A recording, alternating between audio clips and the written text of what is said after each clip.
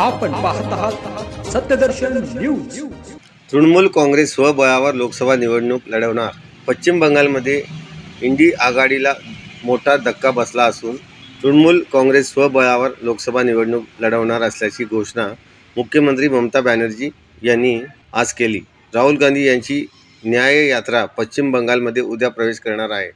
या पार्श्वभूमीवर ममता बॅनर्जी यांनी आज आपली भूमिका जाहीर केली। याबाबत माझी काँग्रेस पक्षाशी कोणतीही चर्चा झाली नाही।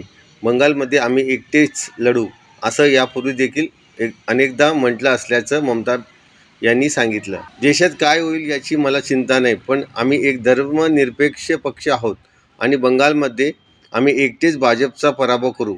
मी इंडी आघाडीचा एक भाग आहे। राहुल गांधीची न्याय यात्रा आमच्या राज्यातून जात आहे, पण आम्हाला त्याची माहिती देण्यात आलेली नाही असं त्यांनी सांगितलं।